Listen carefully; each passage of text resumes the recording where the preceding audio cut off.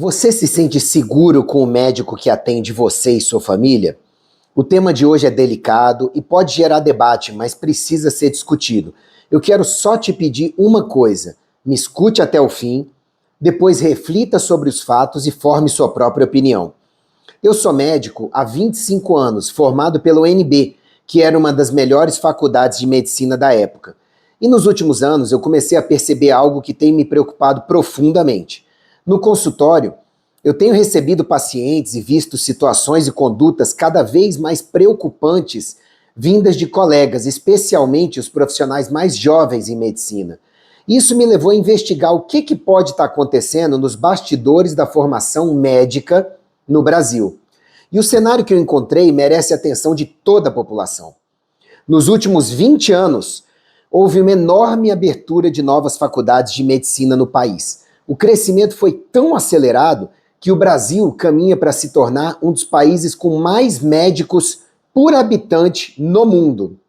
Por isso, surgiu o ENAMED, o Exame Nacional de Avaliação da Formação Médica, que foi aplicado pela primeira vez no fim de 2025, para medir o conhecimento técnico dos recém-formados. E o resultado chamou a atenção: milhares de alunos reprovados e aproximadamente 1/3 das faculdades de medicina com desempenho abaixo da média. Inclusive, eu já falei sobre isso aqui nas minhas redes. Mas fica uma pergunta importante. Se isso aconteceu com os recém-formados avaliados agora, o que aconteceu com quem já se formou nessas faculdades, ruins ou não tão boas assim, nos anos anteriores, essas instituições de baixa qualidade técnica e que já estão atendendo pacientes? E aqui surge outro ponto importante. O exame foi elaborado, aplicado e fiscalizado pelo MEC e pelo INEP. Mas quem teria maior competência técnica para avaliar a capacidade prática de um médico? Não deveria ser permitido e até estimulado uma participação mais ativa do próprio Conselho Federal de Medicina? Eu tenho divergências com algumas decisões do CFM ao longo desses 25 anos de medicina. Mas será que o Conselho não deveria ter um envolvimento mais decisivo na avaliação de quem vai exercer a profissão médica?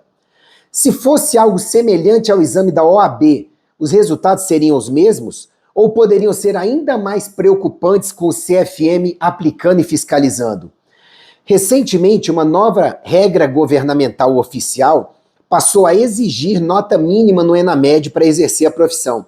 Mas existe um detalhe importante: isso vale apenas para quem entrar na faculdade daqui para frente. Quem já está estudando ou se formou recentemente numa faculdade dessas não será afetado por essa exigência. E o Conselho Federal de Medicina continua com um papel mais consultivo. E aqui aparece outra preocupação. O próprio órgão que autoriza a abertura dessas faculdades é quem também conduz a avaliação, MEC e INEP. A pergunta é: as provas futuras serão rigorosas o suficiente para identificar problemas reais? Ou existe o risco de um nivelamento por baixo? É claro, excelentes médicos, gente, podem surgir de qualquer faculdade. Porque o que mais conta são estudo, dedicação, residência, especialização médica e formação contínua, que fazem enorme diferença. Mas a gente precisa ser realista.